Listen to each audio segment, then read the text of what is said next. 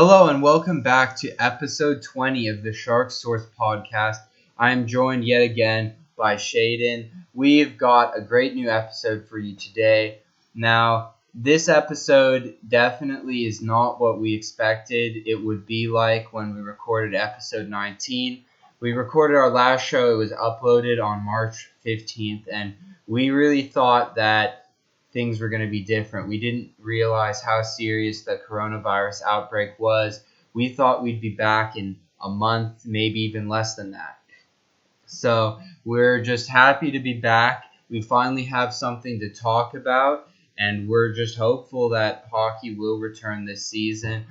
So far, the NHL has released a plan, and we will discuss the plan to return to play. We're going to go over every single matchup of the new 24-team play-in to the playoffs, and we're going to go over the round-robin matchups for seeding. We'll also talk about the draft lottery and the team, how it works, because doesn't work like the normal draft lottery does. So I think you guys are going to enjoy this episode. So we're going to start off in the Western Conference for the play-in round, and this is a San Jose Sharks podcast, but because of course the San Jose Sharks are out of the playoffs, we are all in on the Oilers. This is the Oilers Source podcast, if you will, for the next few months. We've got the first matchup is Edmonton Oilers versus the Chicago Blackhawks. So Shaedon, our Oilers expert, what do you think of this matchup? I think this is going to be one of the more exciting matchups of round one. Well, first of all, I'm scared of Patrick Kane because, the guy's been clutch every time he plays in the postseason. But it's going to be I feel like it's going to be a good matchup, the young Oilers against, an experienced team that's won 3 cups in 6 years not too long ago. So, I expect it to be a long one. I think it'll be a 5-game series just because of, Kane and Taves, and if Crawford can play, at the elite level he used to play at. And, it's going to be a fun one for sure, I'm finally Connor McDavid's back in the playoffs, Draisaitl with Nuge and, Yamamoto, who's been lights out. That could really help Edmonton, beat the Hawks, but at the same time, you still have that core. So, it really just comes down to, honestly, goaltending, because both teams have lethal offense at the top end and, near the bottom. The depth is kind of, shallow, but, if I'm the Hawks, I have to wonder about the defense because, Keith is not at the same level he used to be at. Seabrook has fell off a cliff. Besides that, they don't really have a top 4 defenseman except for maybe Adam Hawkwood. So defense is going to be a huge issue for Chicago, especially if on line 1 you have Connor McDavid and on the second line you have Leon Draisaitl. So that's going to be an issue for sure. But I think the experience back on the back end should be fine enough. So if I have to say, I would say Edmonton either 4 or 5. But honestly, it could go either way, and I'm not too keen on being the Hawks. I think I'll get to Pittsburgh, when we get there. But those 2 teams honestly got screwed, and I'm not happy. But it'll be a fun series for sure. Yeah, I forgot to mention this, but if you're unaware, the first round of this new matchup is a best of 5, and every round after that is a best of 7, like normal. So I'm actually going to backtrack because I feel like we should explain the format to people who just aren't aware. We're very, in tap with all the news in the NHL, but if you're not, the new format is this. There are 24 teams who are in the postseason, and there is a play-in round. So the top 4 teams from each conference have a bye, and they automatically make it into the playoffs, which is just the regular 16-team format that we're all used to. But every other team, including the Oilers, has to play in an opening best-of-5 play-in series. So the Oilers just barely missed making the getting the bye to go to the regular playoffs. So that's why Shaedon mentioned the Oilers and the Penguins sort of feel they got screwed. They have to play this additional series when if we had just done the regular format, they would have easily made the playoffs, no question. But I do think this format is very exciting, and I think this matchup is going to be one of the most exciting matchups of the play-in round. I'm definitely going to watch every single game of this matchup. This is going to be probably my favorite series. And the main reason is I think this is just going to be an offensive fireworks show. We've got the Oilers, McDavid and Draisaitl. Draisaitl is probably the favorite to win the Hart Trophy for most valuable player. And McDavid is, I think, the best player in the league. So that's self-explanatory. But Patrick Kane, the Hawk, he's known for being great, and he still is putting up points. But the Hawks also have some young players who can add scoring firepower. Kirby Dach, Alex DeBrincat, and so they really can. I think it's going to be a great matchup. I'm definitely excited for this one. I have the Oilers winning 3-1.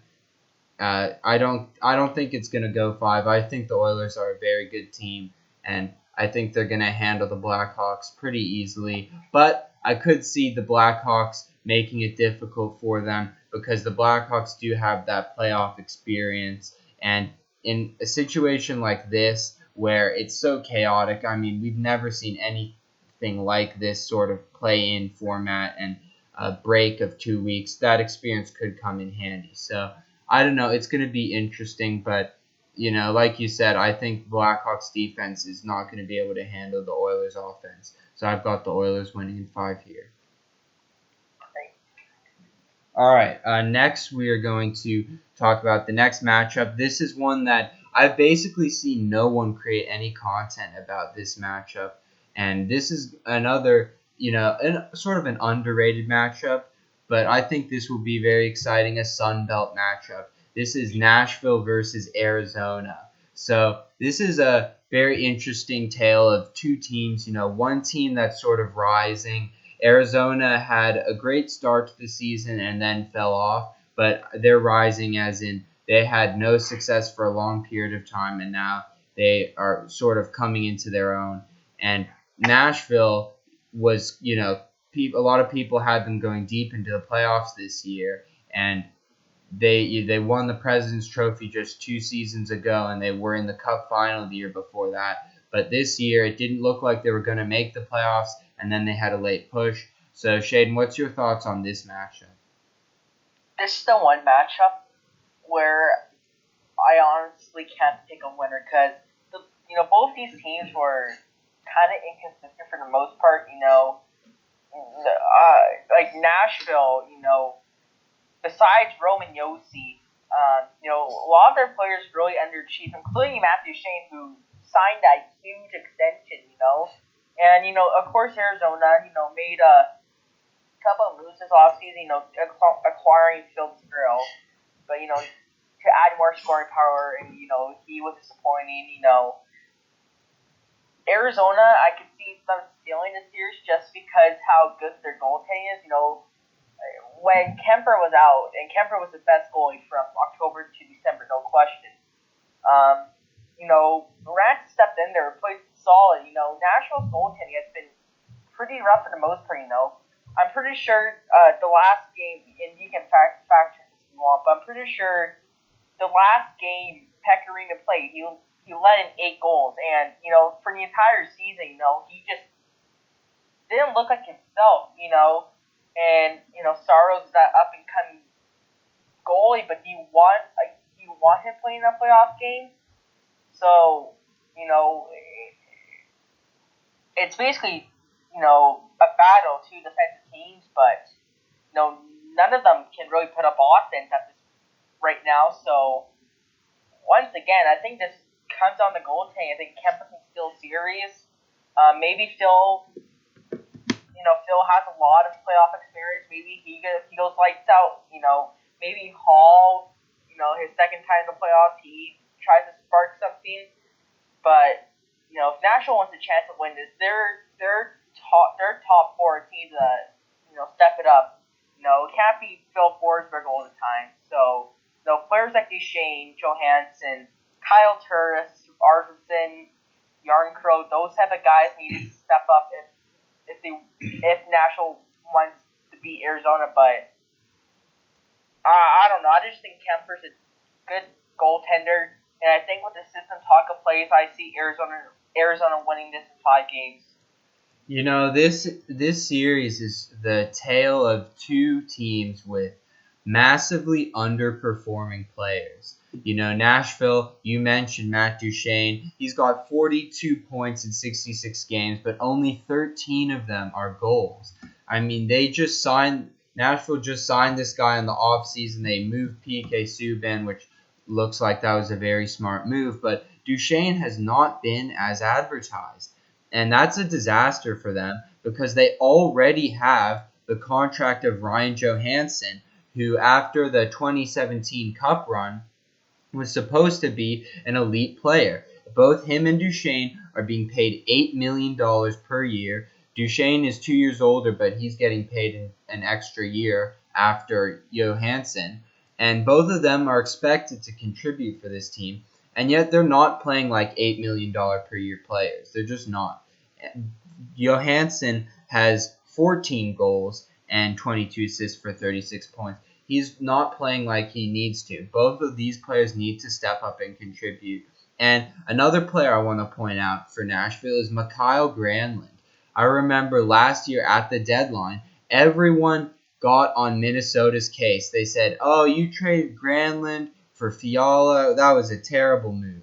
Well, as it turns out, Minnesota seems to have gotten the way better end of that deal. Fiala is younger and put up more points, 54 in 64 games. Meanwhile, Granlund has only put up 30 points in 63 games. So they have a lot of underperforming players who, people remember from their cup run and they paid them well and they're just not playing like they should. And going to goaltending, like you said, Pecorine is, I don't know what's up with him. He's so inconsistent, and this year he seems to be having a down year. Only an .895 save percentage. If I'm Nashville, I definitely will go with Saros in these playoffs. And then you look at Arizona. They also have underperforming players. Kessel also only has 14 goals. Phil Kessel was supposed to come to Arizona with the coach from the Penguins, and now that he has the coach he likes, he's going to be good. And it seems this guy doesn't work out wherever he plays. He's been traded. A lot of people say it's a tired narrative, but he keeps getting traded. He keeps not, he played well in Pittsburgh, but in Arizona, for someone who's getting paid 6.8 per year, and with the reputation he has, he still has to play better. And Taylor Hall is another player who Arizona gave up a sizable amount for him, and they need him to perform this year because he has not signed a contract extension there. Many people thought he would. So if this could be it for his tenure in Arizona. So he really needs to step up and play well in these series. So it's going to be interesting to see which teams underperformers step up and perform. I do have to agree with you that I think goaltending will be what pushes Arizona to get this win. All three of their goaltenders, even Adin Hill, their third goaltender, has a higher save percentage than UC Saros, who has the best save percentage on the Preds, and Kemper, who I think has to be the starter for these playoffs. Kemper and Ronta, I think both of them, 9.8, a 9.28 and a 9.21 save percentage respectively. They're both elite goaltenders, so I think that's what gives Arizona the edge. But the playoff experience of Nashville might change that. Again, it's hard to predict in this new format because who knows how ready players are and who knows how prepared they've been over the break. But I'm going to go with Arizona in 4 games. It's 3-1. All right, the next matchup this is going to be another interesting one. All of the one thing about this is while I'm not happy about this whole shutdown and pandemic, obviously, and the stoppage of play, one nice thing is that we're gonna really get to see everyone, because down the stretch once I knew the Sharks were out of it, I was having a hard time picking which teams I wanted to make the playoffs. Oh, hold on, we may have some connection difficulties. So I'm gonna keep talking. Hopefully Shaedon gets back here, but I was having a difficult time deciding which teams I was rooting for to make the playoffs. So, but now with this seeding, basically every team who was in the hunt made the playoffs. So it's exciting. I get to see a lot of different teams who might not have made the playoffs, and I'm pretty happy about that. So our next matchup is Vancouver versus Minnesota. I'm gonna pause right here because Shaedon's gonna preview this one first. So we'll see when he gets back. All right, he just got back pretty much right as I paused it, so that's perfect. All right, Shaedon, so we're going over Vancouver versus Minnesota. What are your thoughts on that series? Well, it's kind of funny how I'm pretty sure at the start of the season you actually predicted Minnesota to make the playoffs. I did. And I was like, there's no way. And I predicted Vancouver to make the playoffs, and I'm pretty sure you thought that was going to happen. So this is it. Kind of funny how it works out, but you know what? Minnesota has really surprised me down the stretch. They fired Bruce Boudreau, they hired Dean Evason, and that's when guys like Kevin Fiala really took off. And when Devin Dubnyk was out for a long time, Alex Stalock stepped up, and they did trade Jason Zucker, but I don't think it's going to affect them that much. But the thing with Vancouver is that I just look at their top 9 in general, and I just think that whole forward court, along with Quinn Hughes in the back, on the back end, and then you have Markstrom between the pipes. If he goes down, you have Demko. I honestly do think that would be too much for the Wild to handle, but they do have guys like Eric Stahl, who's won the cup in the past before. Their defense is better than Vancouver for sure. But once again, I just think the Canucks are just up and rising, and I think Elias Pettersson is going to be lethal in the playoffs. Brock Besser, they're going to get him back healthy. They added Toffoli at the trade deadline. For Cannon to finally do something, Adam Gaudel looks like the real deal.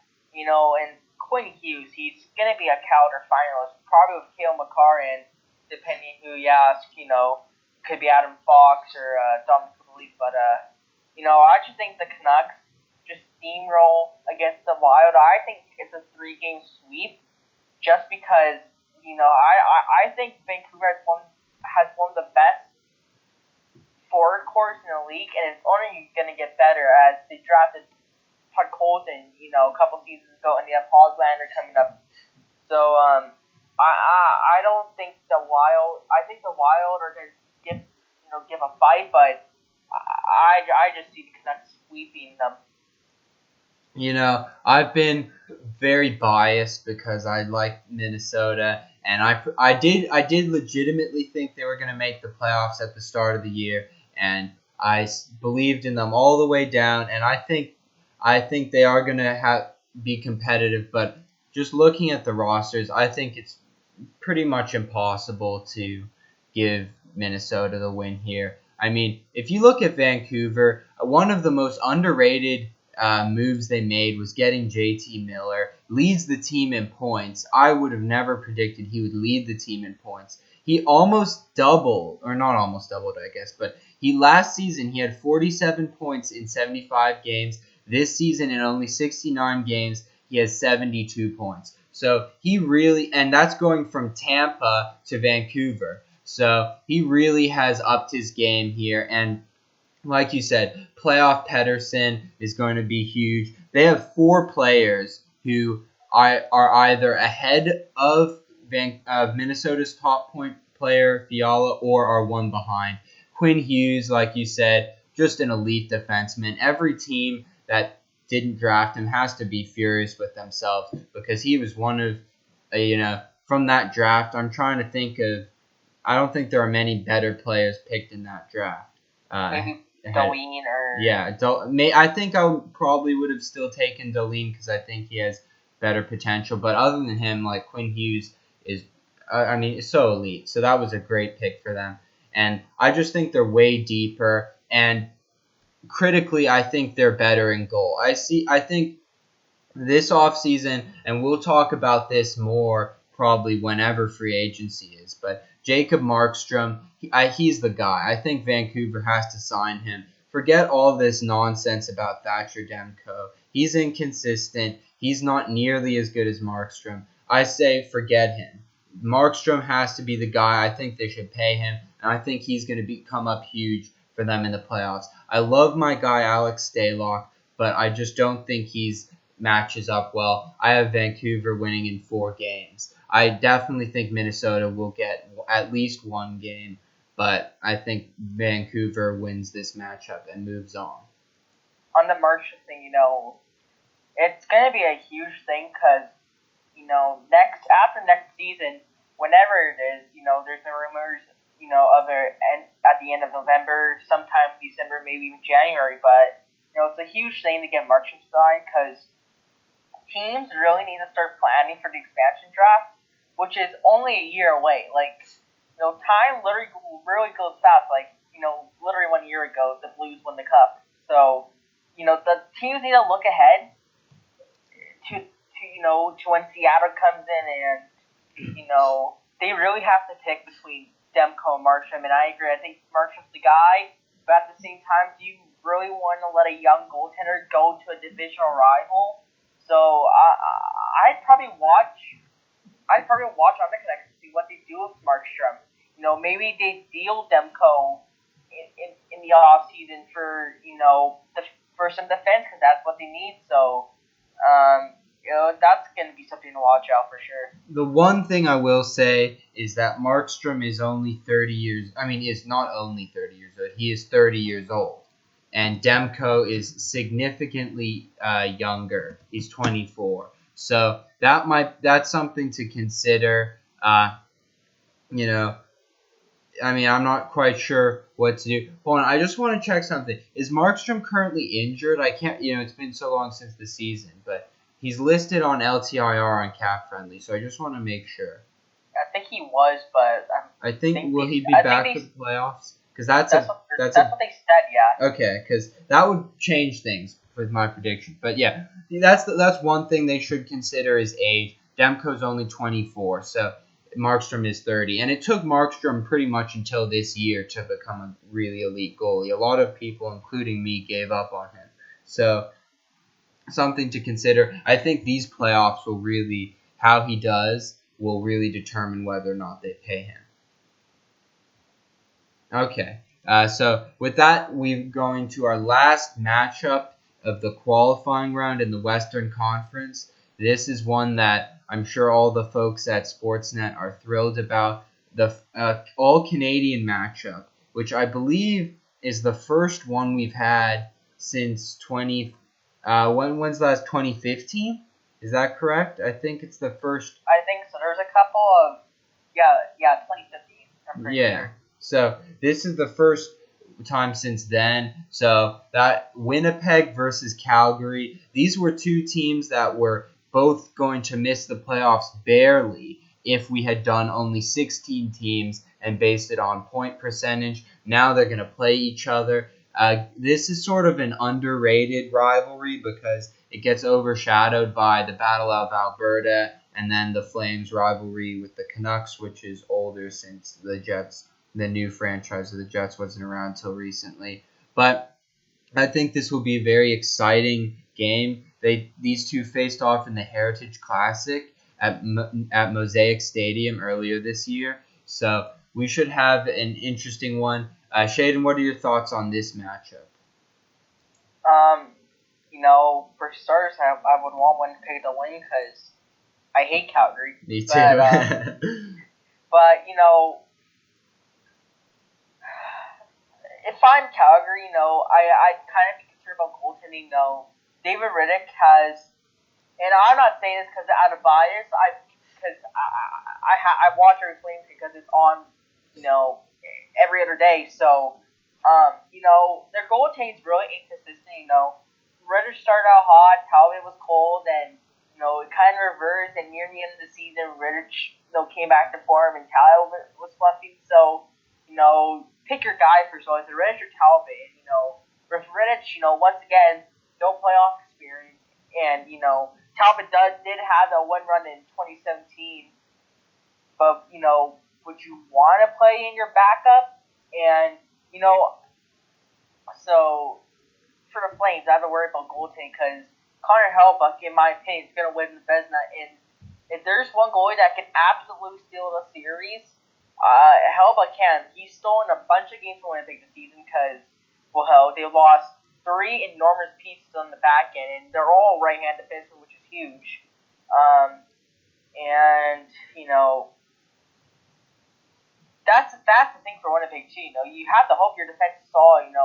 Josh Morrissey and Neil Pionk played pretty well on the top pairing, but you need guys like Kulikov and Sammy Niku to step up a bit, and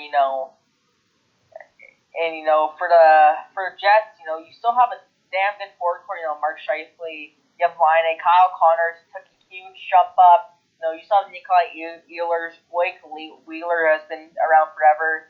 Then at the Flames, besides 2015, they haven't really done much in the playoffs. 2017 they got swept by the Ducks, and last year they lost in 5 games to the Avs. So that core needs to step up. Gaudreau really needs to do something because he didn't have by his standards, he didn't really have a good season. Sean Monahan needs to play at a good two-way solid game. And, besides Kachuk, their guys really need to produce. You're not going Sam Bennett, Lucic, those guys are grinders. They'll chip in here every, 5 games, 6 games or so. But if the Flames really want to win the series, your top guys need to play absolutely amazing. And you have to score on Connor Hellebuyck, which is tough. So, if Hellebuyck wasn't having as good of a season he's been having, I think the Flames would have won this in 4, but just because of Connor Hellebuyck, I think that the Jets win this 5. Yeah, I like that you mentioned Johnny Gaudreau because last season there were legitimate arguments between who's the best American in the NHL, and you could legitimately say it was him.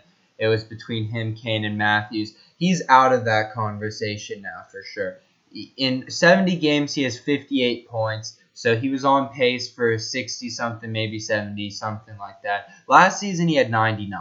So Johnny Gaudreau has completely failed his team this year, and he needs to step up if they're going to win the series. Meanwhile, Winnipeg is absolutely loaded on offense. And Laine, Laine is a very interesting player. We don't know how good he really is because he's so, sometimes you think, this guy's the next Ovechkin. He's such a good goal scorer. And then sometimes you think, what's happening with this guy? But he's not even their best offensive threat. They've got just so many weapons. Scheifele, Kyle Connor, Blake Wheeler, Ehlers. And Pionk from the back end. That's turned out to be a very good trade for them, getting him for Trouba. So, I don't know. It's going to be interesting. Definitely the Jets' weak point is their defense, which just makes Hellebuck's performance in net even more impressive. So, I think I'm going to go with you. I believe we've agreed on every single one so far, and we'll continue to do that. I'm picking Winnipeg to win this one. I have them winning in 4. I've had all of them in 4 so far, but I think they're going to win in 4. But I think it could easily go 5 as well. I think if Calgary wins, Riddick or Talbot, whoever they play, but I think they're going to go Riddick. He has to really, I don't know if he can outplay Hellebuyck, but he has to come close. And the Flames forwards like Gaudreau and Monahan have to really step up here. So I'm going to go with Winnipeg here, and that's the qualifying round matchups for the Western Conference. Now we're going to do the round robin. So If you're unfamiliar, how the round robin format works is the 4 top teams by points percentage in the Western Conference, St. Louis, Colorado, Vegas, and Dallas, are going to play a round robin tournament while the qualifying round is going on, and that will determine seeding. So, Shaedon, do you have what's your prediction for that?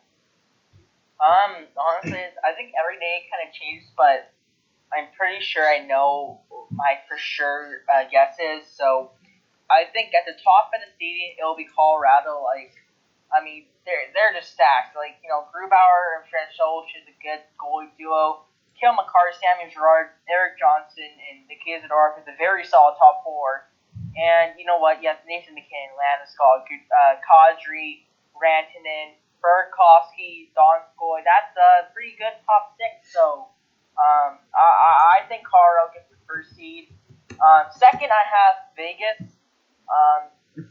Honestly, Vegas is just deep everywhere. They added Robin Lehner at the goaltender with Marc-Andre Fleury, which is the best duo in the league. Their offense is damn good.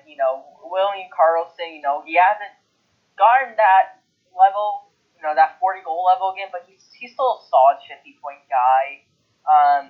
Martian Smith. The forwards are good, but, besides Shea Theodore and maybe Nate Schmidt, they don't really have another top four defenseman per se. I do think their defense is kind of weak. I know they added Alec Martinez, but besides Shea Theodore, I don't think they can handle guys like Nick McKinnon in the round robin. But you know what, Vegas is still a deep team. But I don't really agree with them firing Gerard Gallant back in January. I don't know what that was about, but they're still a deep team. I'll have them at number 2. At number 3, I'll have St. Louis. A bit of their players have taken a bit of a step back, most notably Bennington, but a lot of the players are still there, and they'll be getting Tarasenko back for the round robin, who's been injured since I believe October, so that'll give them a boost. And 4-5 Dallas,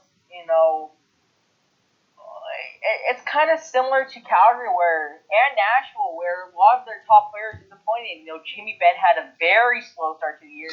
Tyler Seguin wasn't playing per game. Radulov was decent, and Perry has like 20 points, and even Joe Pavelski. They gave him a big contract, and I think he was even under half a point per game. So those guys really need to step up. And, their back end's still pretty solid as well. You have Heiskanen, and you have Klingberg, which is a solid top pair. And, Ben Bishop and Anton Khudobin did spectacular this season. So, I think, Bishop is kind of like Hellbuck, where he can easily carry a series. Like, hell, he carried Dallas through 5 periods against the St. Louis Blues. So, that's the only reason I have Dallas at 4. Their top players need to play at the elite level. So that's my predictions for the West. Yeah, my predictions are I don't know if they're similar actually. They're not. Mine are actually have it ending up the exact same as it's currently seeded. I have St. Louis finishing in first, and this is sort of based on a few things. One, I think they're just overall the best team in the Western Conference, but I also think this layover specifically helps them because when they're a very physical team, we saw in the playoffs, especially against the Sharks, their strategy was basically go after the Sharks players who were hurt, and it worked. And I think their physicality will be huge for them in the round robin when other teams are still getting adjusted. They haven't been hit in a long time. So I think St. Louis gets the first place. And then Colorado, they were going to be injured going into the playoffs. They had a lot of players who were hurt, banged up. They're going to be healthy. So I think they're posed to go on a deep playoff run. And I have them finishing second. In third place, I have Vegas. I think Vegas is an extremely good team, and I definitely think they have a good chance to go far. I just don't see them finishing ahead of St. Louis or Colorado in the round robin. Uh, but I think they're a good team, and if you're Vegas, any team who's in this seeding round is in a pretty good spot. Now Dallas, I think, is by far the worst out of those top three. Like, you could reorder the top three pretty much in any combination. You could have it flipped: Vegas, Colorado, St. Louis, Colorado, Vegas, St. Louis. You could totally reorder it. I wouldn't be that surprised. But Dallas, I would be surprised if they don't finish last in the round robin. While it's very impressive how they turned around their season after their disaster start, I just don't see them as an elite team in the West like I do those first three. Okay, so that's the Western Conference. We're moving on to the Eastern Conference to review those matchups. So we're going to start off with a very interesting one: Pittsburgh versus Montreal. Montreal had a 500-point percentage, and that's just points percentage. They actually had 9 more losses if you include overtime losses than wins. So this was not a very great team, but they lucked out, if that's one way to think of it. Some might say they got unlucky because they don't get a higher draft lottery position, but they said they were trying to make the playoffs, and they did. They're going to make the postseason. They're matching up against Pittsburgh, who some would say they got screwed by having to play this qualifying round, but Pittsburgh does have the added advantage of they had some injuries that they might get those players back. So Pittsburgh versus Montreal, what are your thoughts? Well, the only thing that should be stopping Pittsburgh from winning this year is Carey Price. He's the only reason how and why Montreal can win the series if he can return to his normal self. There's not, every playoff team should have a number one center, and I don't think Phil Deneau is that guy. Yes, he's had a solid season, but if I'm a contending team, he's more of a number two center. And Shea Weber, yeah, he's played in a boatload of playoff games, but he's coming off another injury, and you have to hope he's the same player as he was like a couple years ago. And they do have young guys like Nick Suzuki, Cale Fleury, and Victor Mete, but what Pittsburgh did with adding Zucker, bringing back Hunter Shearer to play with Sidney Crosby, and they're getting back Jake Gensel, and they have a solid duo in Jarry and Murray. If one of them has a bad game, they can go to the other. It should be an easy prediction. I think Pittsburgh wins this in 4. I think Price is capable of winning a game, but I just think Montreal is going to get totally destroyed here. And if they want to win, Brendan Gallagher, Domi, those type of guys really have to play to their A game, because Domi didn't really have the season as he did in 2018-19. Gallagher had a decent season, but the Penguins are hard to stop, and if you have Crosby and Malkin, chances are they're going to be cup contenders. So I think Pittsburgh in 4. Yeah, this is for me. This is the easiest one. I think Pittsburgh is just going to absolutely steamroll them. Carey Price is not the goalie he used to be. There's no hiding that. That contract is one of the worst contracts in the NHL, and it will only get worse. He put up a 909, which is not terrible, but it's not bad at all, actually. But the problem is, with the amount he's getting paid, he should be putting up better save percentage. Meanwhile, the Penguins have 2 goalies who, they could use. A lot of Penguins fans are saying Jarry, and he does have a significantly better save percentage. Murray, even though he's young, has that playoff experience. So it'll be interesting to see who they play. But I think Pittsburgh is going to win this in a sweep. You've got Malkin, Crosby, obviously. But Gensel, if he comes back, this will be huge. And from what I've read, it seems like he will be back for this round, and they could possibly not even play him just to keep him rested, keep him healthy for the real playoffs if he's not 100%. Bukestad is injured, and it doesn't look like he'll come back for this round at least. But the Penguins are so deep. I think they're going to win this one very easily in 3. So I don't think this is going to be close. I think Montreal, they're just not a very good team. Like you said, I think the only way that Montreal, stands a chance in this matchup is if Carey Price returns to his old self. But I don't see that happening. Yeah.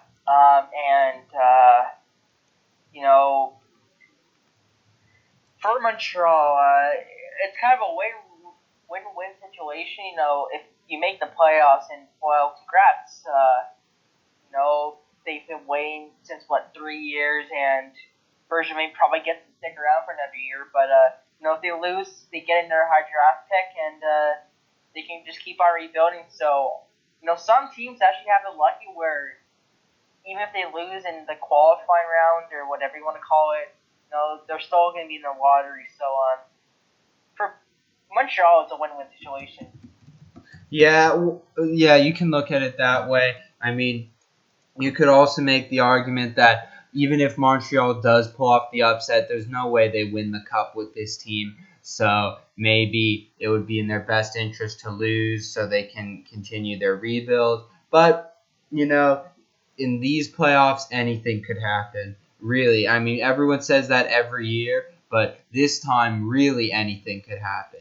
We have no idea what's going to happen. So it'll be interesting. But, yeah, I don't see Montreal making it past Pittsburgh.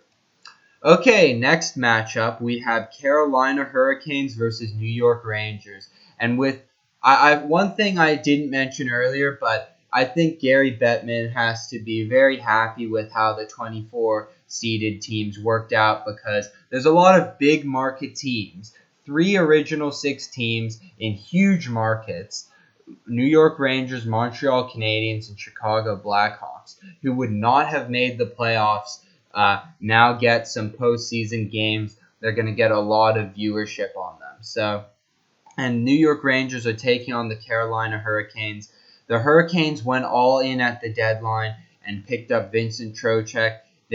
And after last year's run to the semifinals, who knows what they're going to be like. And then the Rangers have Hart candidate Artemi Panarin. He's been really underrated. Even though everyone's talked about him, he's still underrated because I really think it's probably going to be between him and Draisaitl for the Hart. And he really helped Mika Zibanejad improve his game. So, Shaedon, what are your thoughts on Carolina versus New York Rangers? Probably besides the sort of Nashville Arizona series, this is probably the hardest one for me to predict. Both teams were in contention for the playoffs all season. Of course, Carolina added at the deadline where New York kind of sold, and they kind of gave Carolina Brady Shea. So I don't know why they did that. I don't know why they first traded him to a division rival, but it's gonna be a fun one. I think Artemi Panarin is really gonna try to propel his team, to a conference final because throughout his career, he hasn't really made it that far in the playoffs. Chicago, he faced 2 first-round exits. With Columbus, they beat Tampa that one year, but then they lost to Boston. So I think Panarin's just gonna try to go all out, and there's still a solid forward group there in New York. Jesper Foss, Chris Kreider, Pavel Buchnevich, Mika Zibanejad, who's turned out to be a star for them. Kako has been struggling a bit, but he's only 18 or 19, so he'll progress. And even Ryan Strome has been really decent there.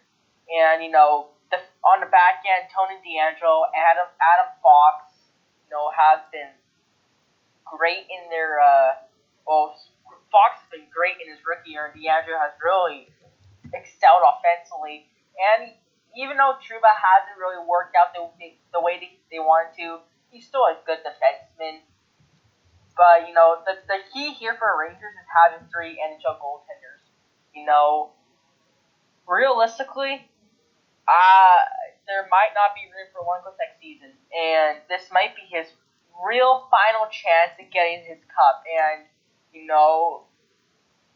they're most likely going to start Igor Shesterkin and one of Georgiev for Lundqvist as the backup. But if I'm the Rangers, even though Shesterkin is the way to go, I try to start Lundqvist just because he's the one guy in the NHL I feel really bad for. He's the one guy besides Joel Thornton and Patty Marleau, who I want him to get a cup. And if he starts, who knows? Maybe he goes on fire and he wins that cup. But we're not there yet.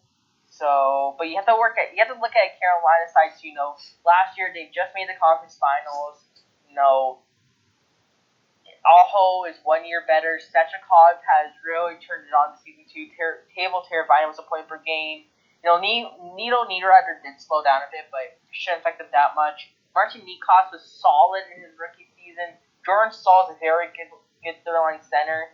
And Carolina has the deepest D-core in the league. They might not have the best D-core, but they have the deepest. They have 9 AHL defensemen. They have Hayden Fleury still playing the AHL, and they just traded for Sammy Vatanen and, of course, Brady Shea. Add on to that, they have Slav and Dougie Hamilton who come back from injury. Jake Bean's going to come up. They have Brett Pesce, Joel Edmondson, who outscored Justin Falk in that trade. They have a really good damn D-core. And even though Mrazek and Reimer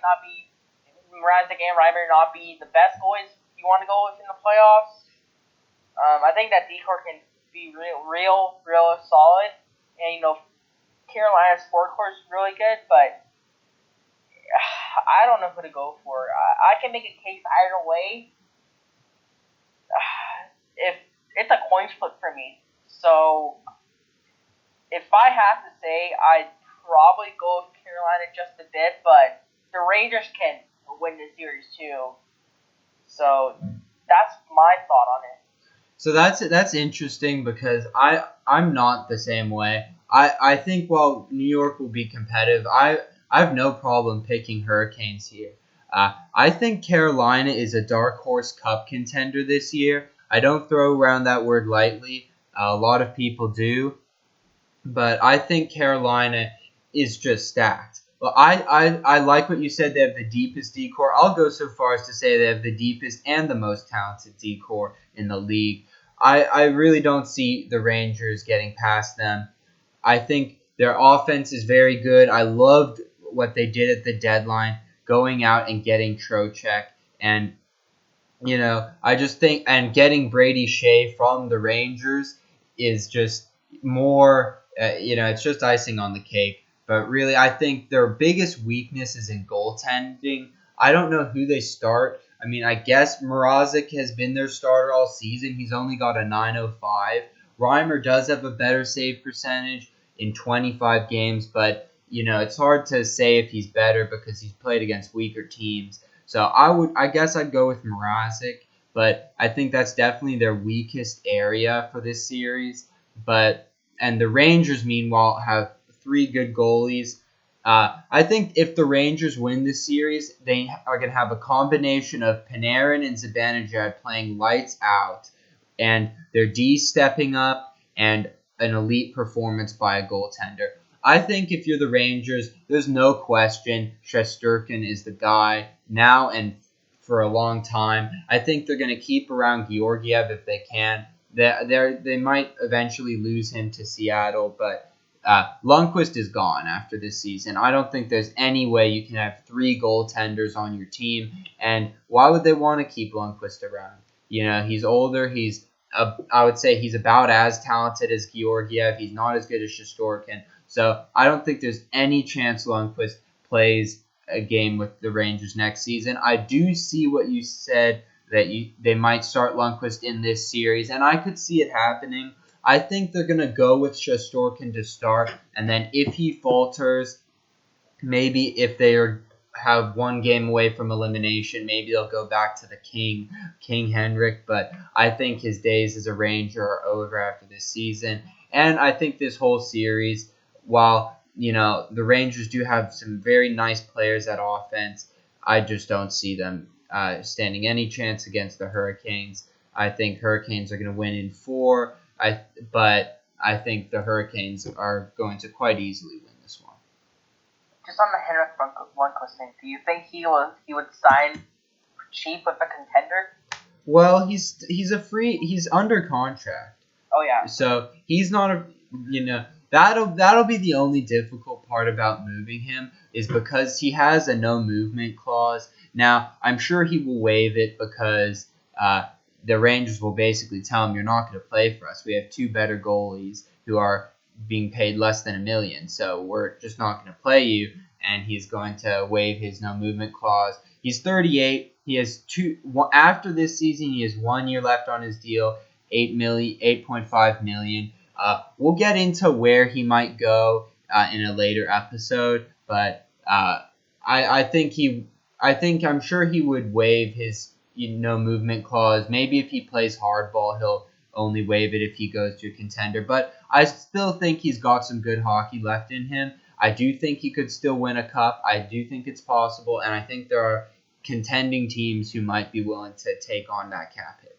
So we'll see where that one goes.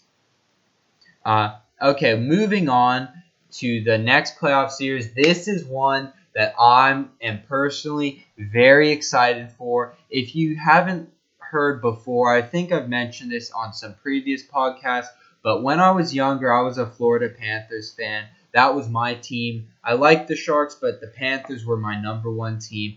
Now, because I live in the Bay Area, of course, the Sharks are my favorite team, but I still love the Panthers.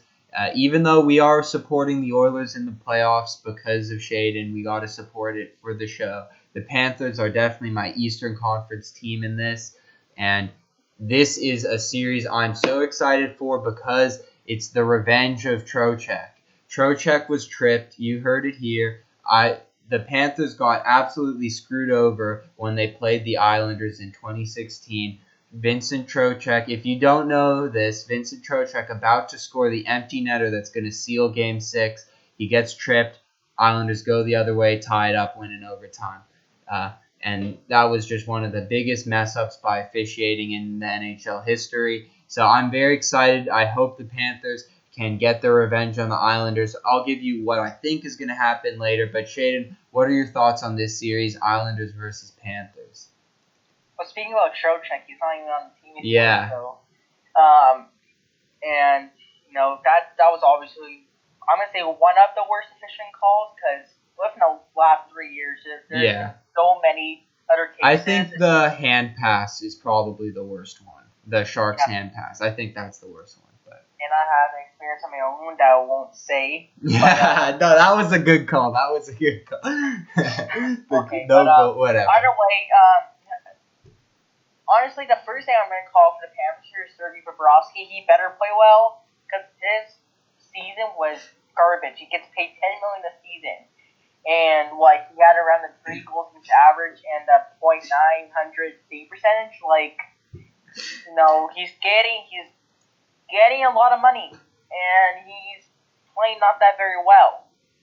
And obviously we know what Barkov and Hero can do, and they still have guys like Hoffman and Dadonov that can score. And bottom 6 guys like Noah Charlie got 20 goals this season, so they have depth around. Frank Petrano, they added Eric Kala, and the defense is still solid too. Keith Yandel, Aaron Ekblad, so they're fine everywhere except for goaltending. And they have Coach Q, who's one of the best coaches in NHL history. So that's going to be a big advantage. But at the same time, what Barry Trotz has done to this Isles team ever since John Tavares left, it has been amazing. They don't have any superstars. I think Barzell's a real good player, but I wouldn't put it at the star category yet. Because, besides that 1 year he had. So, it's not a lot of offense on the table for the Islanders. Jordan Everly could put up 20 goals, 40 points. Josh Bailey and Anders Lee, Brock Nelson, but that's really it. And even the defense is kind of old. Johnny Boychuk, Nick Leddy aren't exactly young, and Ryan Kulak is young, and he's their number one defenseman right now, and Noah Dobson, of course, isn't at that level yet. So, um, Varlamov and Greece have excelled because of Barry Trotz. So, it's one of those series, and once again, I think both teams are kind of even except in one category. But if if Bobrovsky plays even at an average level, like at a .910 in a around that area, the Panthers can beat the Islanders. But the Islanders don't really have a lot of experience. Even though that might not really even matter, but I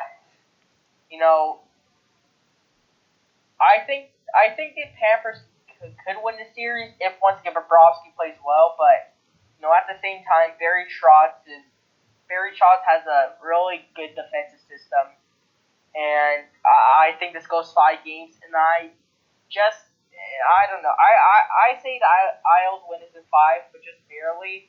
But once again, if Bobrovsky is even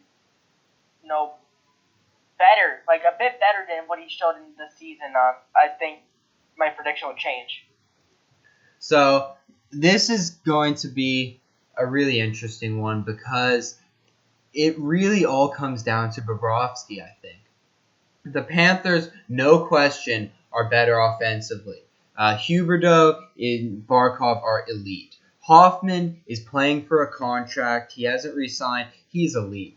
They've got so much firepower, the Panthers, but Bobrovsky is the X factor. He really played terribly. I mean, really terribly this whole season, especially for what he's getting paid. A 900 save percentage, that's a backup number. That's a $1 million per year number. He's not playing well.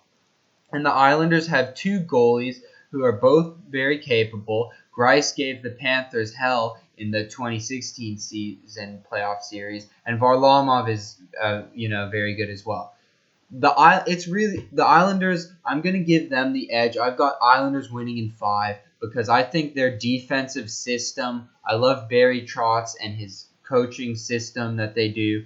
A lot of advanced analytics people say that it's limiting Barzell and the offensive players that they can't score because of the system, but I think winning is more important than points, and I think the Islanders can get wins with even their defense, which isn't it's not an elite defense by any means, and yet the Islanders, when it comes to goals allowed, have the second lowest goals allowed in their division, only after Columbus. So I think the Islanders their defensive system is going to help them a lot. I have them winning this in 5, but it all depends on Bobrovsky, because if Bobrovsky plays like he did in the playoffs last year, Panthers win. If Bobrovsky even just puts up like a 915 or a 912, just if he plays decent, I think the Panthers win.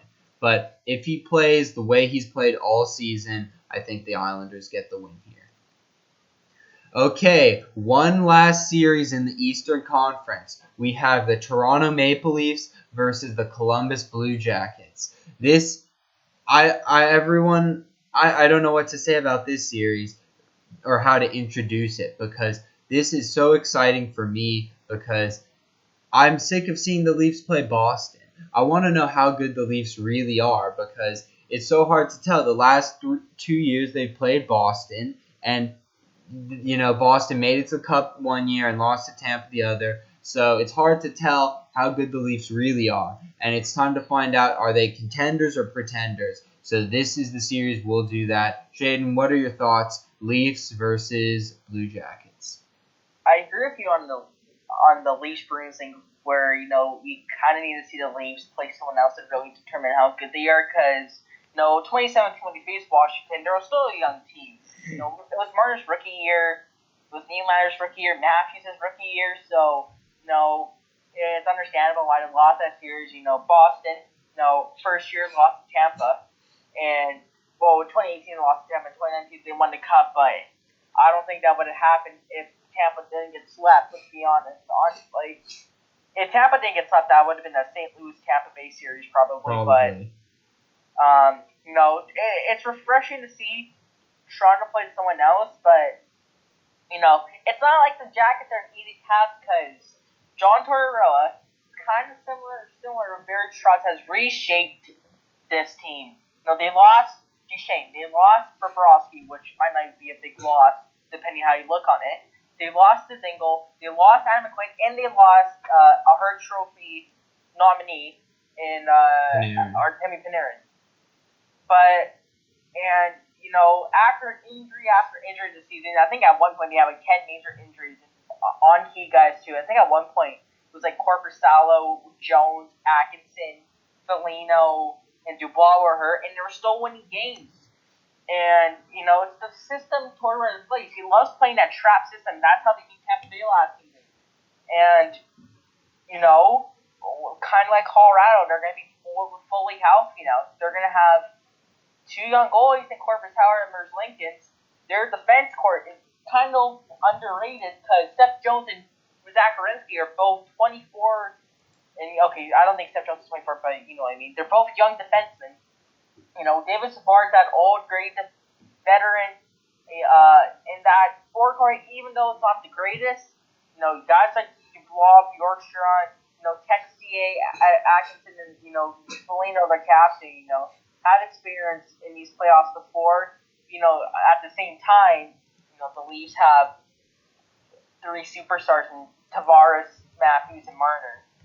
And even though Freddie Anderson didn't have the greatest season, he's still a top goalie in the league. Defense is still not great. Barry didn't do nearly as well as anyone expected to in Toronto, and he's probably leaving free to see. And it's gonna be basically Morgan Rielly and Jake Muzzin again trying to help that defense core up. And Kerfoot wasn't great in his season in Toronto, but he still a solid third line center. So once again, it comes down to how well the young Leafs play. I don't think it's going to be as easy a series as everyone's saying. I don't think it's going to go 3 or 4 games. I think it's a 5-game series, and I do think the Leafs will win it. But I think Columbus is going to give them a challenge for sure. Here's what I think. On paper, they should not be close. The Leafs, Matthews is elite. Marner is extremely good. Tavares, all that experience is so good. They have so much offensive firepower. It shouldn't be close on paper. The Leafs should sweep them. But the Leafs, whenever it's the big game, they choke. There's inconsistency. They've been inconsistent all season. Their defense is weak, and they didn't address it at the deadline as much as they should have. I just don't know what to say because they have so much talent on paper, and they really should win this series easily. But I have a hard time giving them that sweep because they just choke when the pressure is on. Frederik Andersen has a .909 save percentage. He has, a lot of people, that stat is a little bit misleading because their defense has been so bad. If he had a decent defense, I'm sure his save percentage would be higher.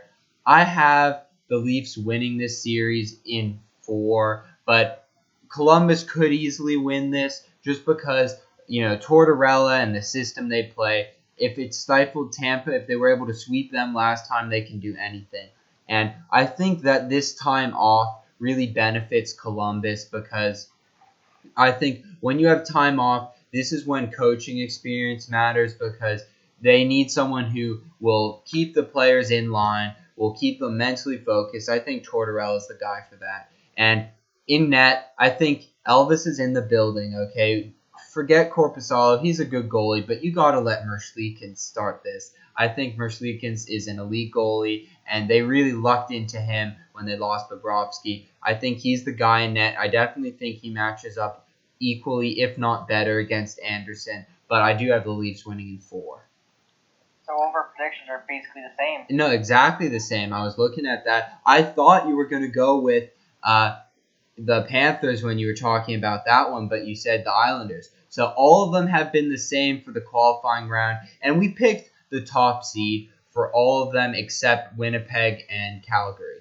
But again, we had these pretty close. I think when it comes to series, I think could go either way. I think Florida versus New York Islanders is likely to that. I think that's probably going to be the closest series. I also think that Nashville, Arizona is going to be really close.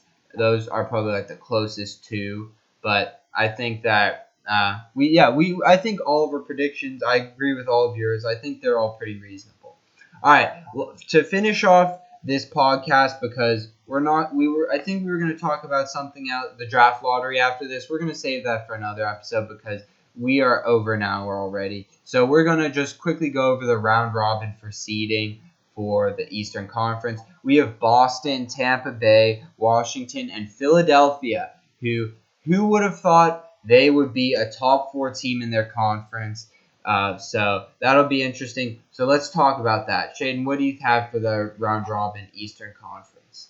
Number 1, I have Tampa. I know Boston was basically in first place for the entire year, but Tampa really started off slow. And it might not seem like it stat-wise and standings-wise, but I feel like they're a different team this year.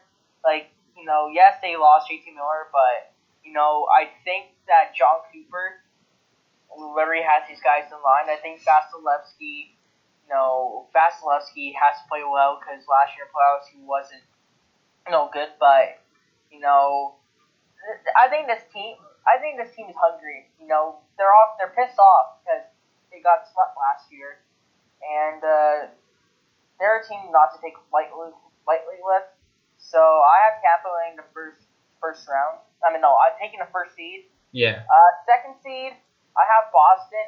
They've been kind of actually consistent all year. Their home record was amazing. They didn't lose a game in regulation at home until January, which was to the Oilers. So yeah. But Tuukka Rask has resurged as a Vezina candidate.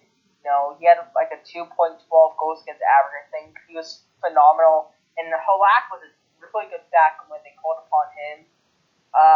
Defense, Torrey Krug, Charlie McAvoy, Zdeno Chara, and Brandon Carlos, a solid top 4.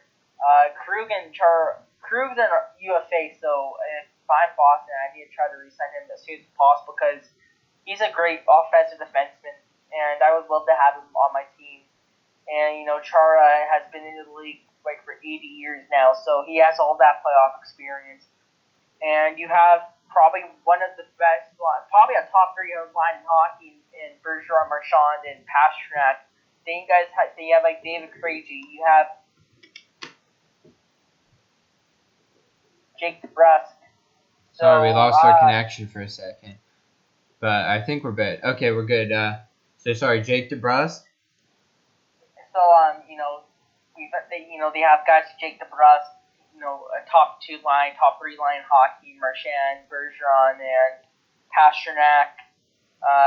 Solid the decor, Koster, Krejci, those guys. So, and with the best candidate in that, I think they can take the second seed. Third seed's kind of hard, and it won't be a popular choice, but I'm going to go with Philadelphia just because. And I'm just going to share this reason with Washington. It's because of Washington's inconsistency in that, Philly's just played a really solid game since they've hired Vigneault. And, Kevin Hayes, even though it's a really bad contract, he's been producing there. Carter Hart's first rookie year was actually a decent one, It's not, biked out numbers, but, for a 21 or 22-year-old coming to the league full-time, he's been solid. And, they have a veteran back in Elliott. Their defense was a bit shaky this year. Gostisbehere really took another step back. But, Provorov, Sanheim, just those guys, 3 young defensemen, Sanheim especially really stepped up this year. Claude Giroux, Travis Konechny, Jacob Voracek. Their forward core is also really solid as well. So I have them in third. And the only reason why I have Washington as fourth is just because of how bad Braden Holtby has played this year, and he's a UFA, and with Samsonov basically having the starter's role now, it's kind of like a Henrik Lundqvist situation where, they probably keep Samsonov and let go of Holtby to free agency, and, they have, Carlson who could win the Norris this year, but, Ovi, Kuznetsov, Backstrom, they have Vrana, but the goaltending worries me for Washington in a bit of the defense because I just don't trust Samsonov, and I certainly don't trust Volpe because his last 2 years have been trending down. So that's the only reason why I have Washington number 4 is that they're slumping near the end, but you know what, Ovechkin's still a beast out there. He can easily go off and carry his team through this round robin and through the playoffs. So that would be my prediction. Yeah, my prediction is different here. I do also have Tampa finishing first. Tampa, I mean, everyone knows they're deep. Tampa has 11 players with 30 or more points. I mean, this is insane. They went out and got they overpaid for Barclay Goodrow at the deadline. They got Bogosian when I don't know if they really needed him, and they got Blake Coleman. I like that move. They're really gearing up, and they want to make a deep run. They want to win the cup. They don't want to make a deep run, actually, I shouldn't say. They want to win the cup this year, and I think they've got a great chance. Vasilevsky's playing great, as you expect, but I'm still amazed that they have 11 players with 30 points or more. And this is in I believe the team only has played 70 games. So they have 11 players with over 30 points in 70 games. That's absolutely crazy. I mean, most teams would not get that in a full season. So they're amazingly deep. I think they're going to easily get first. The Bruins are, of course, very good. They have a lot of depth. Rask is going to be a Vezina nominee.